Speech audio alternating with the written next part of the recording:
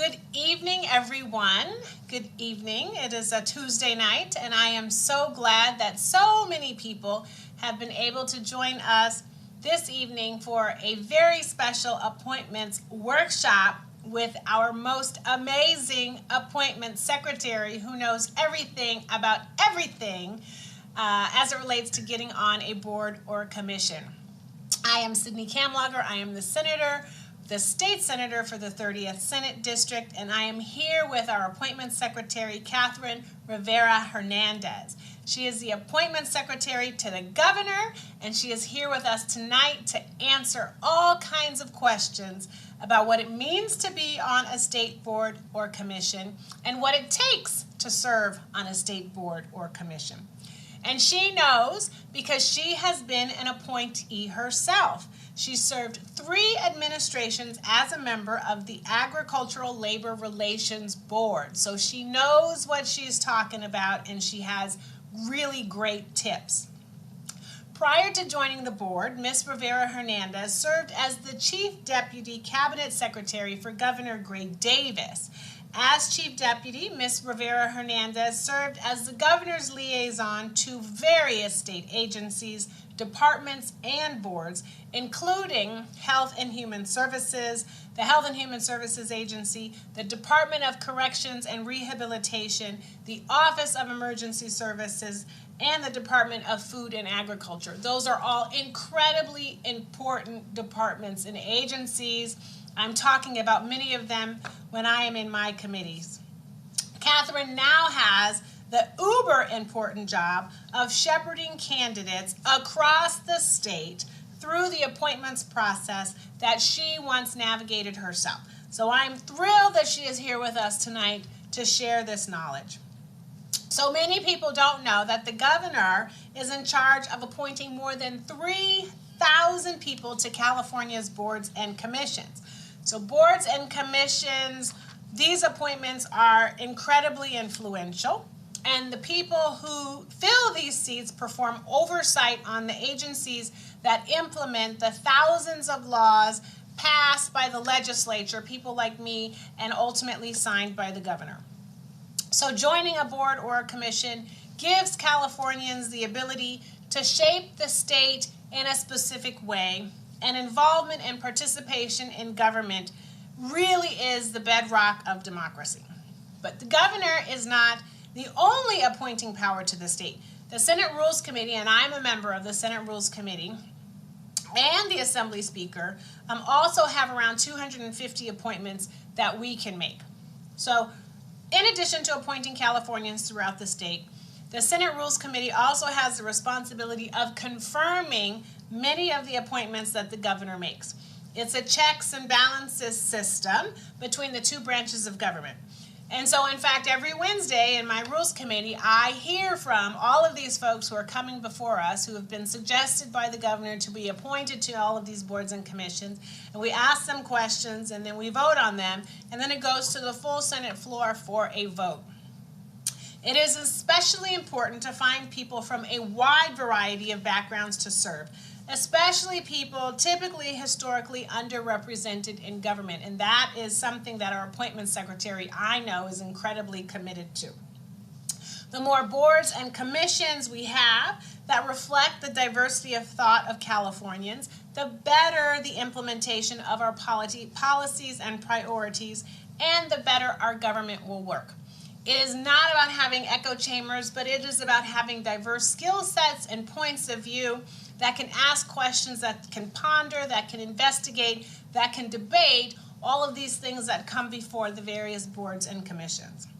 So I hope that this workshop, because the goal of this workshop is to inspire many of you to apply, because we need more voices from the 30th. It is the best district in the state. The west side of the district, the south side of the district, the central part of the district. We're looking for you all to apply, to lend your skills and your commitment to service to democracy and to the process that is running California. And we want these seats to reflect the diversity of thought, of perspective, and of experience. So, there are so many boards and their commissions. looking at the list, you realize that there is something for everyone. And so, with that, Catherine, I am actually going to invite you to provide us some more detail about what you do and how you navigate this incredible process.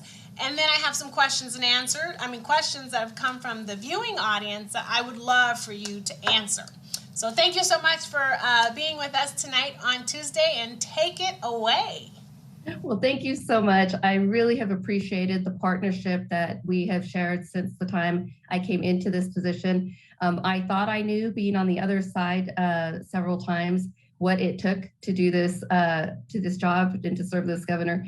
I had no clue, and I'm kind of glad that I didn't at the time. I continue to learn every day along with my team, but I really appreciate this opportunity. As you can imagine, all administrations go through cycles, and it's natural as you're heading into the end of a last term to see change. COVID obviously exacerbated that. COVID fatigue is real. So we have seen, as you know, many big changes, even at the highest levels of leadership throughout departments. People are making different choices, because they either people decide they want to go spend time with their grandchildren. They say, I've always wanted to do X, and so I think I'm going to go try that. People are deciding to travel the world. It really is interesting to see the impact that this pandemic has had just on people in a personal way and in a professional way. But it also creates opportunities. And that's why workshops like this one are so important to the work that we do. Because in addition, we are moving very large numbers of individuals. There is a team of 12 of us working on these appointments, and we meet with the governor now. It's been about every other week, and we're moving 30 to 50 people each time. As you probably know, we are also nearing now close to 4,000 appointments due to really the great efforts of the legislature, identifying needs that need to be met, putting together boards in the area of the environment, health, everywhere, that are really necessary. And so we have enjoyed actually seeing those numbers grow to meet the needs of Californians. We do like starting more boards and commissions, don't we? Well, and so, some people on here may have joined into one of your previous appointments, or may have know something about the appointments process. But for those that don't, as I always say, this is really an opportunity for me to demystify that process in order to encourage individuals to either apply themselves or encourage others to apply. I often say, and I think there is a true belief that the appointments is an insider game, and that you have to know somebody in order to get an appointment or in order to get your foot in the door. I will say, because of the number we have and the diverse interests that this administration represents, that absolutely is not true. And that is why we do rely on our online application system. So at the gov.ca.gov website, click on appointments, you will find our online application that can be filled out. You will also find a list of board and commission vacancies for the various boards and commissions. I also added a list of the deputies and their portfolios. That is something that had not previously been provided, but I feel like it is important. And again, bringing the perspective of an applicant to be able to go to the source for questions that you may have about the process or a specific appointment that you're interested in. So all of their emails are there, and what areas they are responsible for are listed there. The other addition I made is that I added it's just a simple Word document, a list of current paid jobs in the administration that we are recruiting for. Our system is not the most up to date, so there is not, unfortunately, an easy way for people to search to see if they're an attorney, for example, where there might be a general counsel opening, or if they're interested in communications or legislation. And so we decided to just simply add those positions that we are looking actively recruiting for. And I think people are often surprised because there are some very high level positions that are listed there. And there is, I think, also a belief that when you see a departure, that we automatically have somebody in line to fill that spot. That's just simply not the case. In addition, this governor is very committed to casting a wide net in order to find the best talent. So we are very often recruiting for high-level positions within the administration, and we'll often list those there as well. People will often ask, what this governor is looking for in an appointee. And I always repeat what he has said many times, and that is that he is looking for an administration that looks like the people it serves. I think he has demonstrated that in many of the firsts that he has accomplished since his time in office. But it's not just a diversity in the traditional sense of gender and ethnicity. Those are just a given for him. I mean, that is, of course, a part of every consideration, but it really is, as you mentioned, a diversity of experiences. It is making sure that people's various experiences are brought to the table. We do not want a board filled with where everybody thinks the same. That does not lead to the best decisions. So we are very often looking for that diversity. I will say that the application, if you have never taken a look at it, it is very detailed. It asks some very sensitive questions. And I often will have people tell me that they did not want to fill it out because they thought there was either something in their professional and their personal life that they thought might not be attractive to the administration. And what I tell them is they just should share their story. We know, this governor in particular knows that people have had varied experiences. People suffer failures along with their successes. And if you happen to have a comeback story, I have never seen a governor more here for that. So it really is about not taking yourself out of the game and really sharing your story.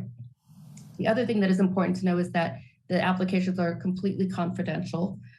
In fact, nobody sees the applications other than appointments team members. It's not shared out even outside of our unit. And so people should rest assured that anything that they put down there will be kept completely confidential within our office. I often also get asked, I put in an application, but I never received a phone call or a follow-up, and then I saw an appointment. So when we look at applications, we are often looking at not just what people have listed, but we are interested in where was there a gap created? If somebody is coming off of a board, we are very often looking at their skill set, geography. So we do not pull every application and everybody that has applied for a certain position. We are often looking for, it's like our unicorn, we put in, if there's this geographical, deficiency, we put in the geography, we might put in, we're looking for somebody who's a manager, nonprofit, public, private sector, any, sort of whatever we might need, marketing, lawyers, financial people. It's a puzzle. And so we are often filling certain gaps. And so we usually pull the upside to that I tell people is you may often get a call from one of us for a position you never applied for because your name pops up and we think you would be a good fit. I laugh because I have very often people do not pick up my phone call because they said, oh, I thought you were a telemarketer. And then I remind them I am a telemarketer. I'm calling you to talk to you again about a position. So, and it's okay to say no. That's the other side of it. We're looking for the right fit for both the appointee and for the administration. And we will call you back if your name comes up again and ask you if you might consider another position. So we really do search applications based upon what we're looking for. I know that we're going to probably discuss through Q&A a lot of other aspects. So maybe I'll stop there and we can see what people are interested in knowing about. Perfect. So just I want to touch on a couple of things that you said. As someone who sits on Rules Committee, I have to tell you, diversity is really important, and it's not just about race or ethnicity or gender. It's also about like where you're from.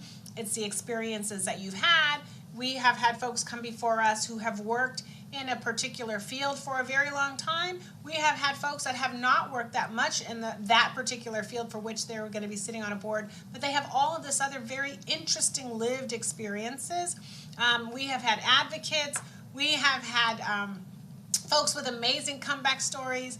We have had folks that have just worked in community and are really intimidated about being on this new board or this commission, but how they have been able to connect to the constituents that they have been working with for a really long time. You can just tell their passion when you hear them come before us. And so diversity means so much, you know.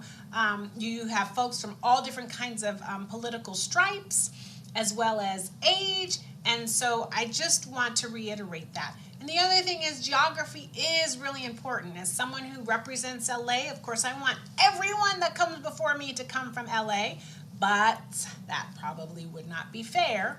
So, but there is this tension about making sure that you have folks from the Bay Area, from Northern California, from the Central Valley, from LA, from San Diego, you know, because that is what makes California.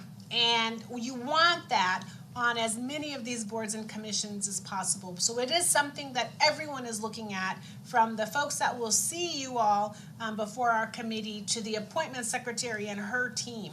It really is about all of these amazing pieces that make this very vibrant puzzle that is called California.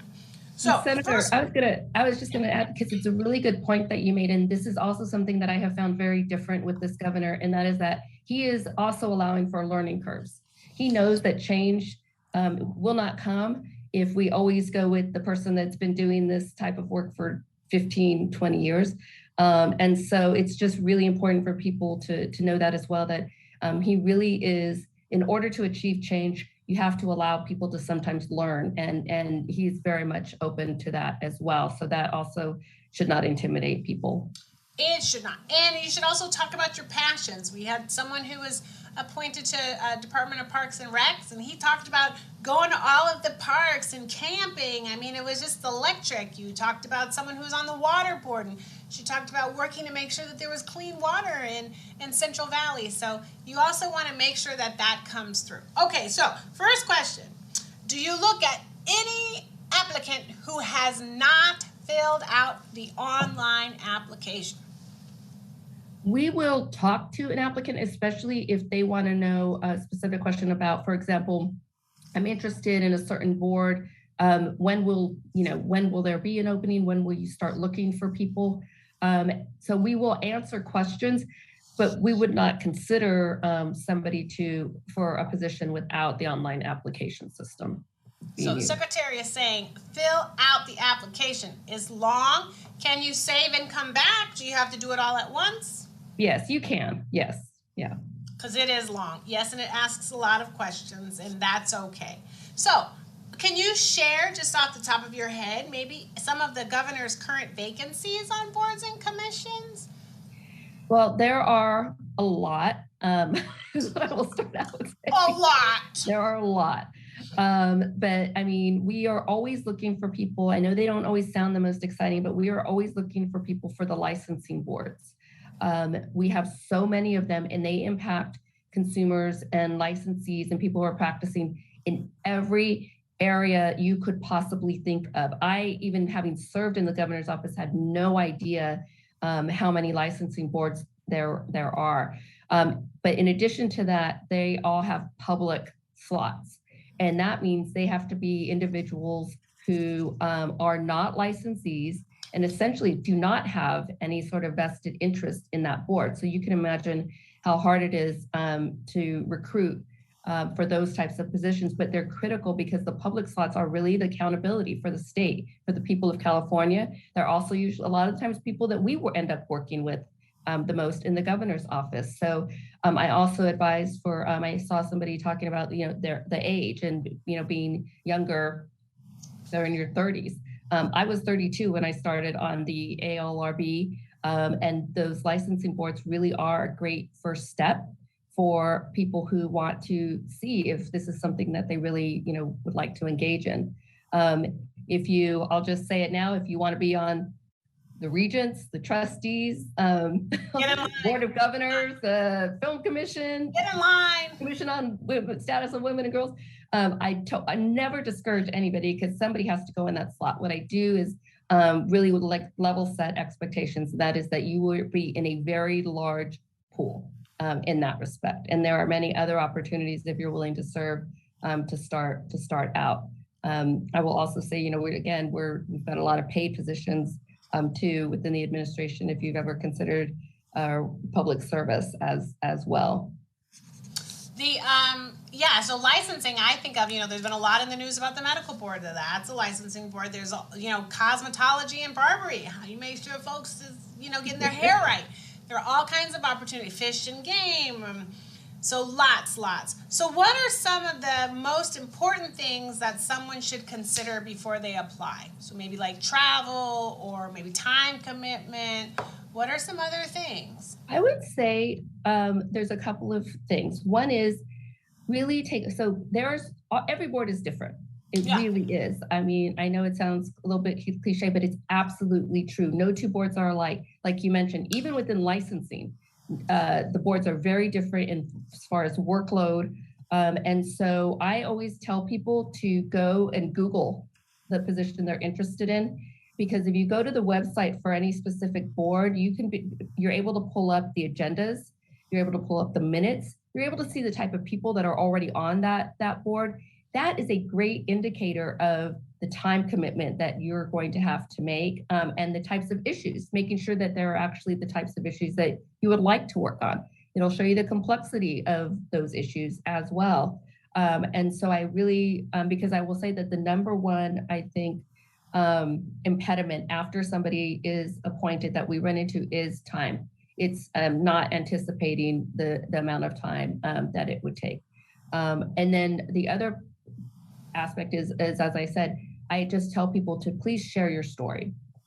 When I go in to talk with the governor to present candidates, he does not ask me where they went to school, how many degrees they have, and he already knows those boxes have been checked. His most common questions are, why do they want to serve, and what makes them a good fit for this administration? And that comes from personal stories, and that is mostly what we share with him, because it is his one opportunity to get to know the appointees. We talk about people's stories, how they got where they are, what led them to want to serve. So I really encourage you to look at the application process as not just a long litany of your history, but also take advantage of those questions that really allow you to share your story, because that's usually what catches our eye more so than a resume of, where you went to school. Not that that's a bad thing, but. Yeah. I will also say that this governor, I think he's really interested. He's a people person for sure. And I think he's really interested in folks who are coming in with a fresh approach, who want to shake it up. And so if there's a way to sort of convey that, I think that would be important. Now, can you apply for multiple positions? Is this like a, one-stop shop? Can you check as many boxes as you want? Is it better to have one in mind, or can you say, hey, secretary, put me wherever you think I should be? So there is a drop-down menu, and we know that people have varied interests. I could be a sports fan and think about like the athletic commission, but I could also like to go off-roading, and maybe I'm a labor lawyer, whatever it might be. So we know that people have varied interests, and so it's perfectly fine to check multiple boxes in order to convey what those interests are. I think it loses its impact when we can't tell anymore. If it's just, I'll take any of these 20, we kind of lose track of what your real passion is. So I just ask people to sort of balance that out. But it's perfectly fine to choose multiple positions. Mm-hmm. So are there any restrictions on residency or citizenship to becoming an appointee? Well, I am very proud to say that there is no limits on citizenship due to a bill this governor signed. We have undocumented individuals and of various immigration status serving throughout this administration. So that is not a factor. It is asked on the application. It is not a factor for consideration of an appointment. And residency, it usually will note that. You have to be a resident of California. I will say that.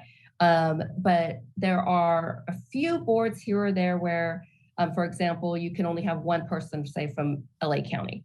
and then another person has to come from another place. And so you might see that type of, but other than just being a resident of California, that's the majority of as far, I mean, that's the extent, I guess that's what I would say of the residency requirement.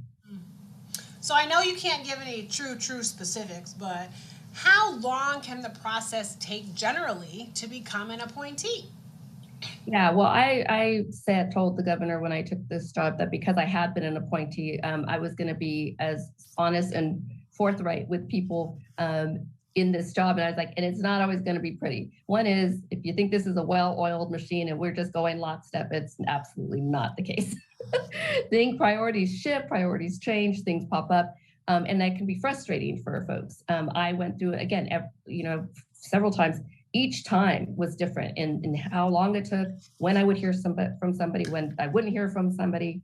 And often if we're putting together a board, we have multiple people moving through the process. So as I filled vacancies over at the ALRB, I found my first person after only a few weeks, but I didn't find my last person until several months later. And so for one person, it was a very long wait, and for another person, it was a very short wait.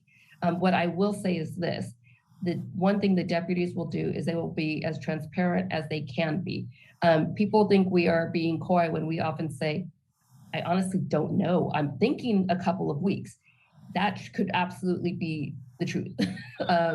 I mean, even as we look at, budget prep, I mean, there's just priorities that come into play, and that will slow down the process, or, something else will come up. But we just try to let people know, when we want people to feel respected, we understand what they're going through. And that's really the priority. And we do try to be at least as honest, but, I would say, I don't think there's anything outside of, 6 months. That would be a pretty long time. You're probably looking at least a few months, unless there's an urgency. It's like going to an event and you have to go through security. You got all these lines. Yeah. You don't know which one's going to get there. You get there first, but you will get to the concert or to the event. Yes. Have faith. So you talked about all of these different, you mentioned a public position. And so, when we have people come before us, it will say sometimes it's the chair, sometimes it will say, the public rep, sometimes it will say like a labor rep. So can people decide which position they would be best suited for, or is everyone who's on this who's viewing this workshop, should they consider themselves a public, representative? Yeah, I mean, especially with the licensing boards, and most of them are pretty, and if there's anything that is not clear, again, feel free to reach out to the deputy. But public is pretty much, you have no vested interest in that, whatever that might be. And then you will see licensees, and again, they are people, so they are the actual, for example, like you said, a cosmetologist, and only a cosmetologist can apply for that position. But if it's public, as long as you don't practice in that area, you usually are pretty safe to apply. Great. So you also talked a little bit about paid positions. So are appointments paid positions? Some are, some are not. Some come with per diem, or do all come with per diem? And what is per diem? And then the second part is, what about travel? Do you have to come up here in Sacramento? Is it mandatory because of COVID? Have there been any changes? So first question is, are appointments paid? So we have a very small number of paid appointments. I want to say the last time I checked, we just added a new one. So I want to say we're somewhere in the 12 to 15 board area. Some of them are full-time positions, and it will be noted on the list, and some are part-time. Full-time is a job. It's a job. Full-time is a job. If you have a full-time job, you then do not have another job. And in fact, when I was on the LRB, not only did you not have another job, but you were forbidden from having another job in statute. So it means you do not have other employment. And some of those conditions vary. So and if you're in a paid full-time position, you are not getting per diem.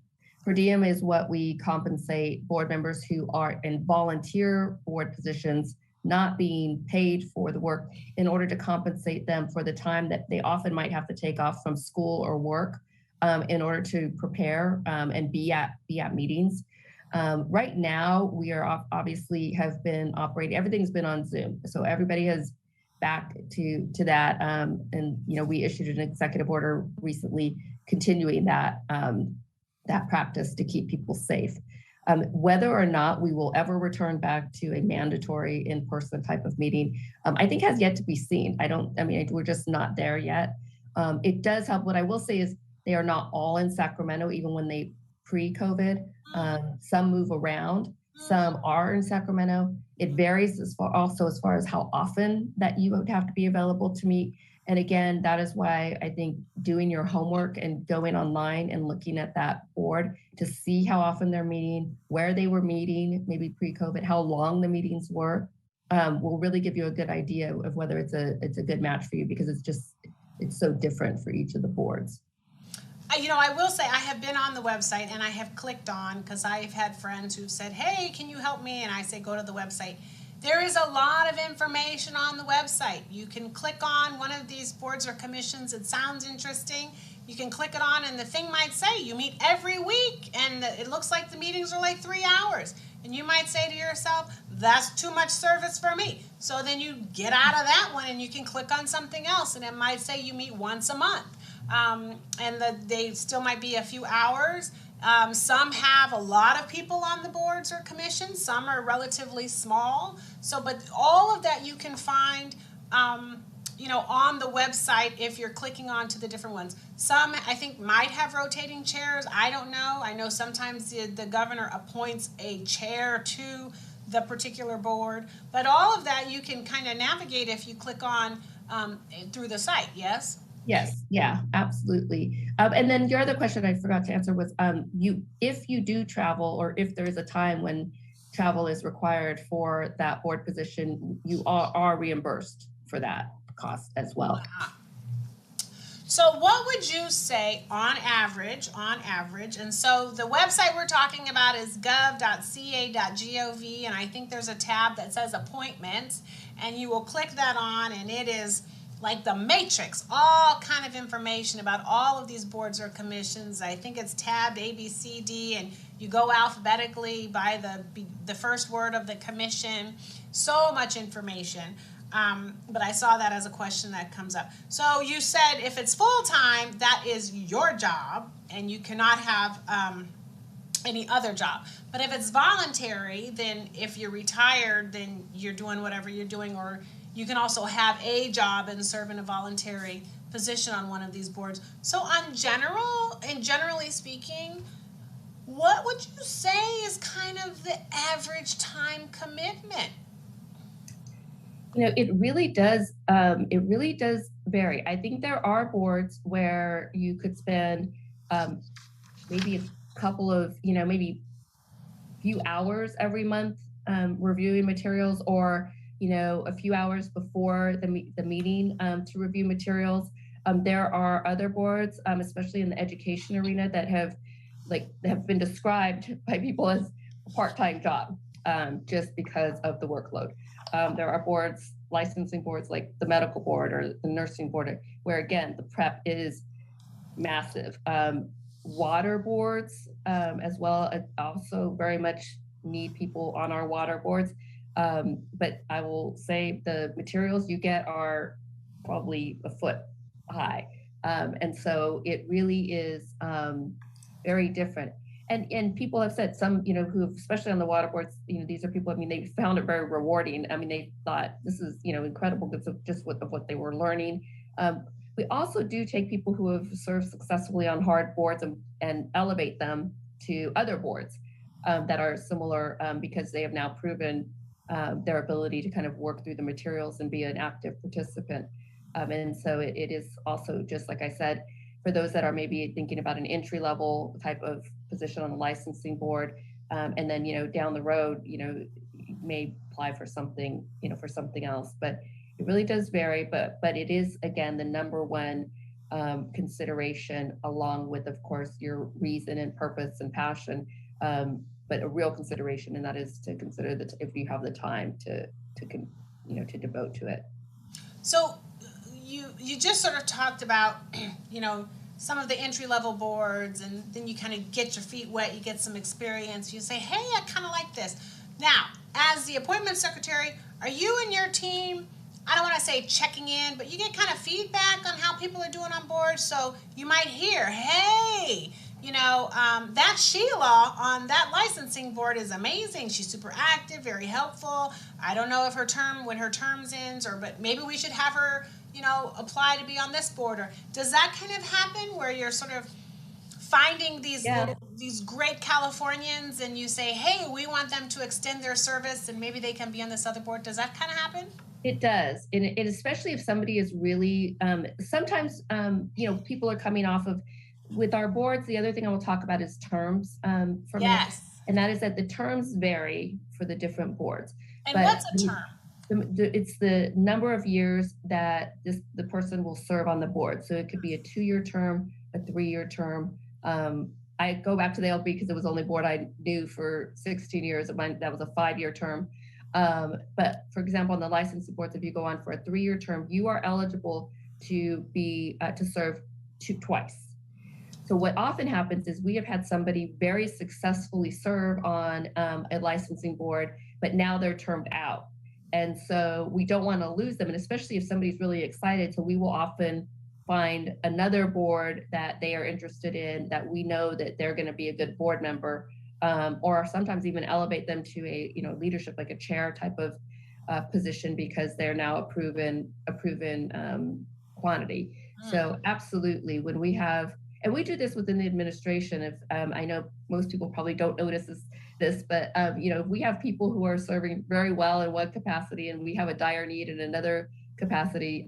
We will often move talent around depending on what the priority and the need is. So it's something that we do even within the leadership and for the paid jobs as well. So going back to the diversity.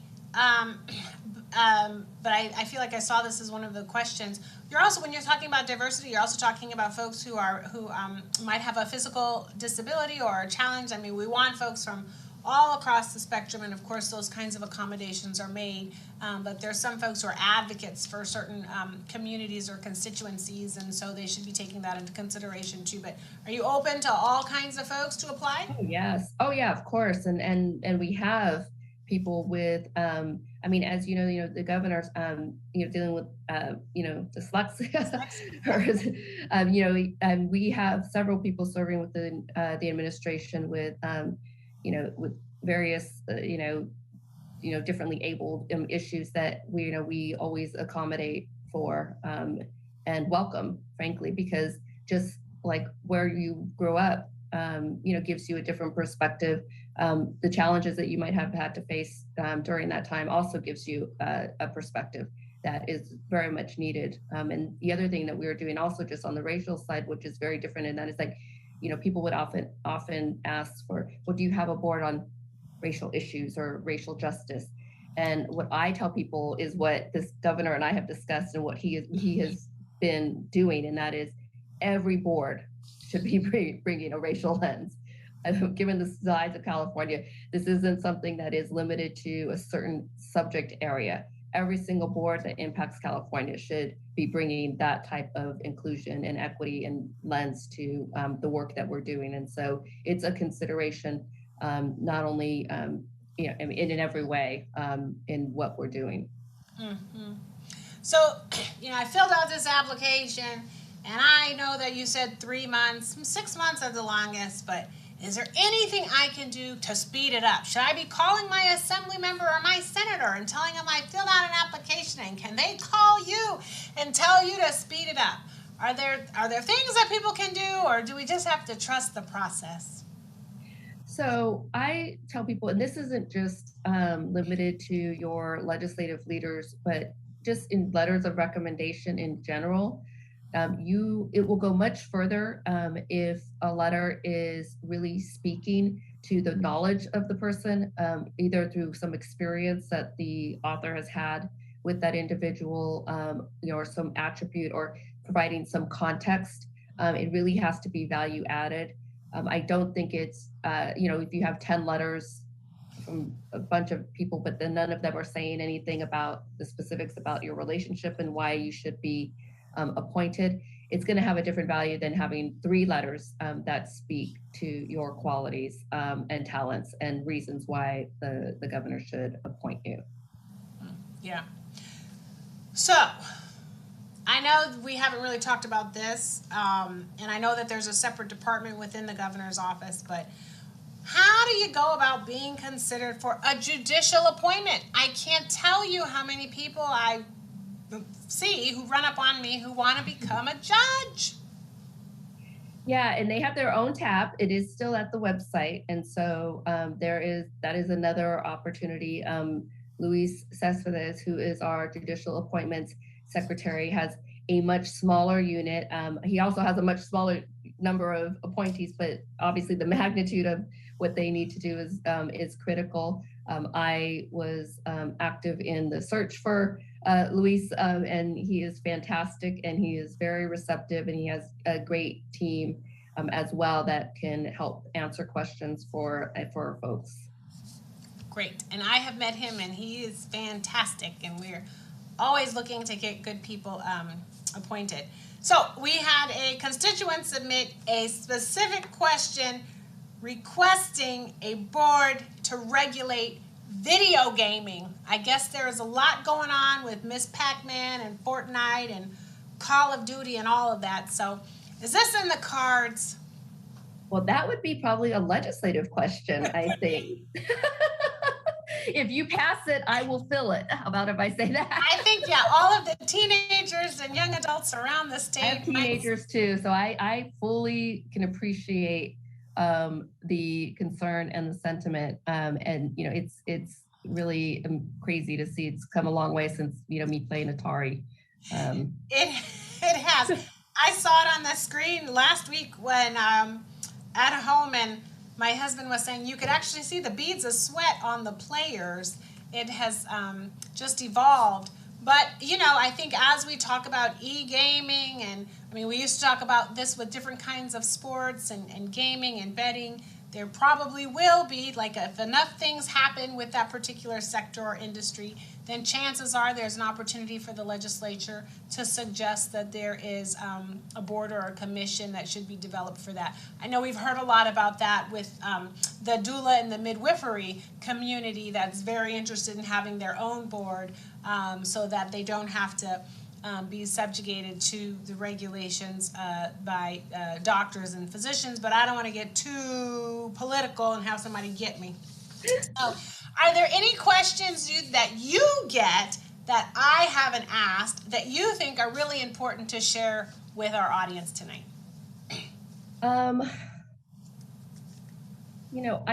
I do often people.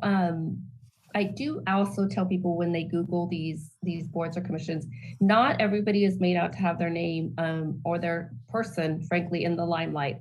And so that is another important consideration that I tell people to think about when after you look it up on the website for the board, just Google the board itself, because if you are uncomfortable having your name in the paper, or uncomfortable having protesters outside, your door, then that might not be the board for you. And that can often shift with time. I know with the horse racing board, I didn't even really give much thought to the horse racing board 22 years ago when I served in the Davis administration. But when I came in here, that was all I heard about.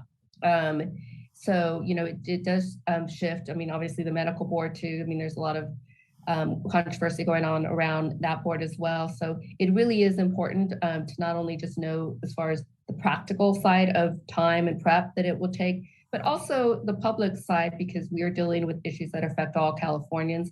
And so who might feel very strongly one way or the other about the work that you're doing. So I do tell people to, consider that as well.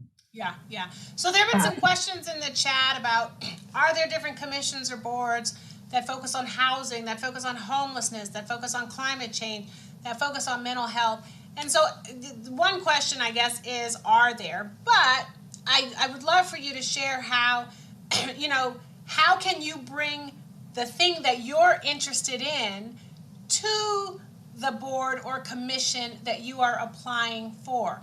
And so how do we sort of interject climate issues, environmental issues into a licensing board or into a fish and game board or into a board that you might not, it might not say homelessness or housing in the name of the board or the commission, but there are ways that you can sort of interject those issues, right, into the discussions that you could be having. Yeah, and that goes back into the puzzle sort of that I was talking about with these boards. We're not, housing is not made up of just all housing experts or advocates. You have to have people who know housing finance. You also, we do often look for people who have worked in the community, who might be working in nonprofits or had past experience volunteering in that capacity. So it's putting together all of that so that we have all of the respective sort of issue areas covered, whether it's something again that's like, or a lawyer, that does housing law. So we will often try to put those together. We have, yes, and the short answer is yes, we have boards around housing, we have boards around homelessness, we have boards around mental health, and even various aspects of that. And so there are a lot of different opportunities. And even in education, for example, we have boards that deal with financial aid, which is so critical. And we see this, with our students, there are just so many various areas that are beyond what we call the top 3 education boards that really impact students and the education of them at the various levels. So I just tell people to, really find something that speaks to you. And then if we are looking, for example, for a specific issue area, that's something that the deputies who know their subject areas obviously better than I do, can really speak to as well. The other thing I will say is if you look something up and you don't see the vacancy listed, at some point there will be. So if you know that that's an issue area that you want to work on, again, contact the deputy and find out, when are you going to start? Because we'll obviously probably start looking before there's actually a vacancy. So it's good to talk to them ahead of time, and they can tell you, oh, actually the term's going to be up in a year. And so we'll probably start, in 6 to 8 months. And this is the person that's kind of person that's coming up. This is what we're going to be looking for. That will give you an idea of if you're even going to be able to sort of be a fit, if you're going to go into the system when we do plug and chug and try to pull out the right people. I just feel like all of that is very helpful to making sure that that people aren't just feeling lost in this process. And if they really want to serve, it's like, if that board's not going to work for you in the time frame that you would like, let's look at something else. And so it really is, I think, a more collaborative process. At least I hope so. I will also say, be patient with them. They all have hundreds of appointments that they are working on. And so they will get back to you. And if they don't, then you can email me. But just be patient with them, because they know part of me instituting this sort of responsiveness side of appointments means they have to spend a lot of time just letting people know what's happening. And so, but they will do it. And so I just ask you to look at them as a partner in this resource. Process. Yeah. Yes. And I want to reiterate that. So there are commissions on child welfare and the foster care system. There are 3,000 plus boards and commissions. So if there is something you are interested in, chances are there is a board or commission for that. And chances are, even if you don't see something that you exactly think fits you, you could have an opportunity to lend your experience and perspective and passion to a board or commission that is still about how do we make California better and how do we improve the lives of Californians, right? Because foster care impacts transit just like it impacts education, just like it impacts employment, and on and on and on. And as the secretary said, diversity is really important. So there are folks that come before us who are college graduated and they're well heeled and have had years and years of experience in a professional world. And then there are those that haven't. There are young folks that are getting appointed. There are community activists that are getting appointed. It is really about having this gumbo, this diversity of thought on all of these boards and commissions. So I've seen some of that in the chat. Would you say that's right, or am I saying the wrong Oh thing? no, you're absolutely correct. And I mean, I just feel like this administration, well, this governor, frankly, has just taken a really different approach in the sense of how he has opened the doors up and who he is bringing in across the board in order to represent. And you know, a perfect example is we appointed a woman who had served time when she murdered her husband after he beat her, and this was before battered women syndrome was a defense. She was pregnant at the time, and she came out. She was, I believe it was Schwarzenegger that pardoned her, and she serves on one of our correctional boards. I mean, there's nobody better to talk about what it's like to be incarcerated if you've been incarcerated. Her son ended up serving in the military, received a medal. So she's a survivor. But that just, if that, I'm not sure. And I will tell you, that's not a unique circumstance with this governor. And if anyone, just for the record, if anyone's interested in serving on any of these boards that have to do with CDCR, I sit on public safety and on rules. I will be coming for you. So just make sure that you are the right person for that board. And we're talking about reform and justice and equity. Okay. Oh, Senator, I have a question for you now that I think about it. Uh-oh. So often appointees get scared when they realize when I say the word Senate confirmation process, and we try to tell them, we will help you through this process. This is not an adversarial process. Like this is the chance for the Senate to find out who we're appointed, to get to know you. This is a collaborative process, but maybe you can set some people's mind at ease so when they see that, they don't hang up on me. Well, I will say so I interview everyone before they actually appear before us all during the hearing. I get a binder, and I have a staff person who helps me put together the binder. And there's so much information on what the board does, on answers to the questions, their resume, articles on what the board does, any kind of drama, because there's drama going on, what kind of drama as it relates to the particular issue.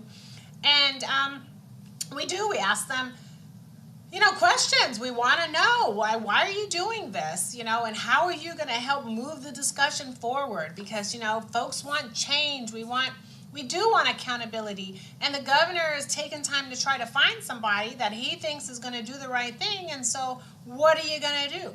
And we want honesty. We don't want people who have magic wands and crystal balls and want to tell us what they think we want to hear.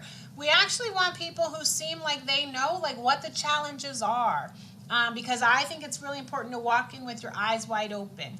Generally, it's not adversarial. Sometimes it is, but when it is, we let you know. I certainly tell you beforehand, hey, now, I'm going to ask you these questions, and you better be correct.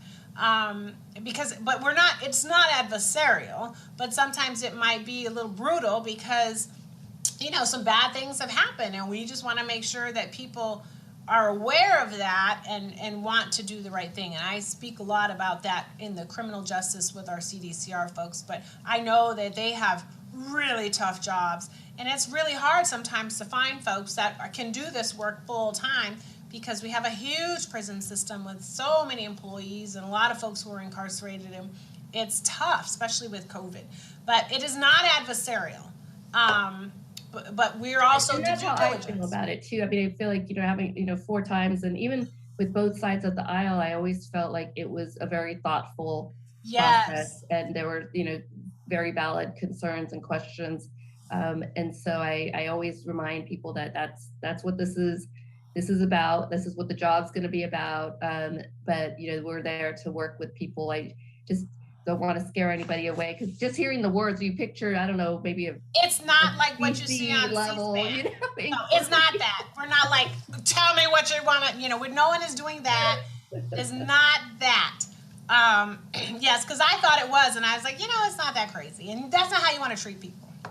So I'm supposed to say that the secretary discussed a document earlier in the workshop that lists contacts and issue areas, And so we're going to share that now on our screen so that we can make it available for folks. And I don't know if that can happen, but I was supposed to say it because she gave such amazing information about all of sort of the issue areas and the contacts.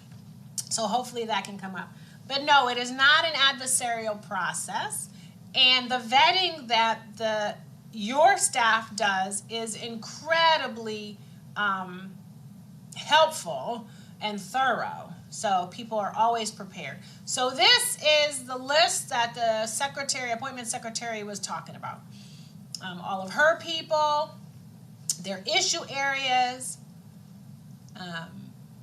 Yep. And I will also 12 say, people, right? You said a team of 12. Yeah, yes, and we're going to be adding somebody.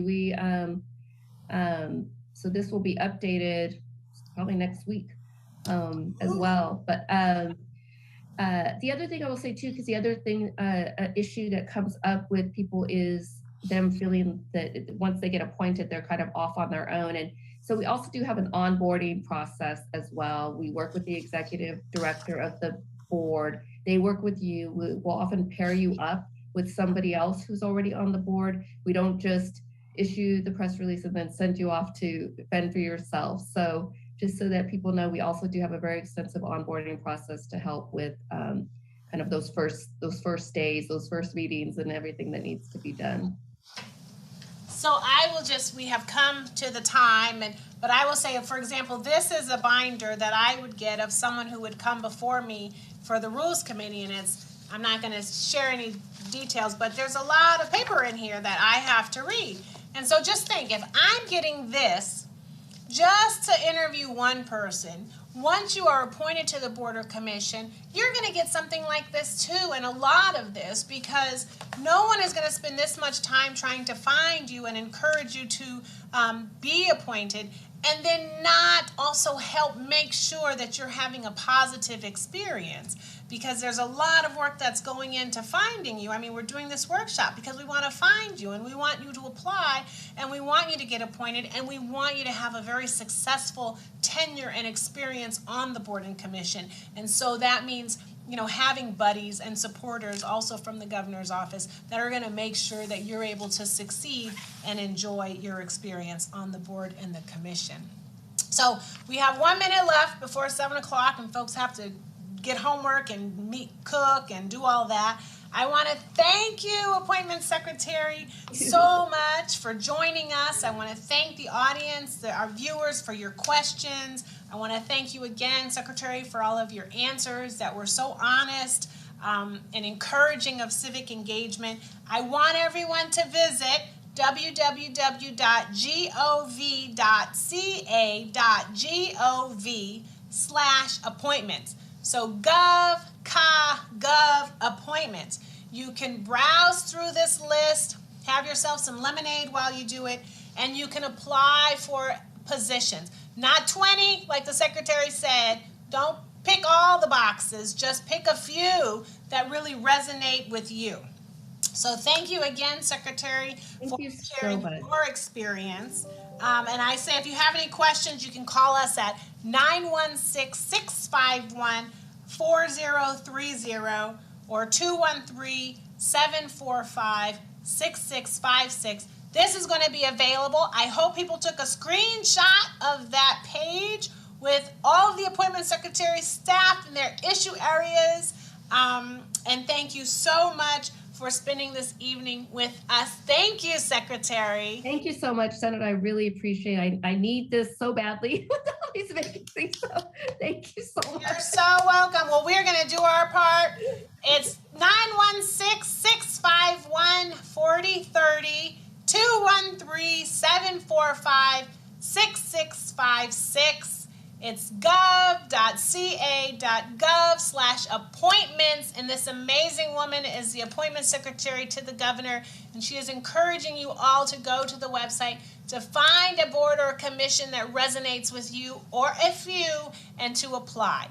You can do some of the application and then save it for later and then come back, but it is important that you fill it all out, because the application is what they need to start you on your journey. Yep, absolutely.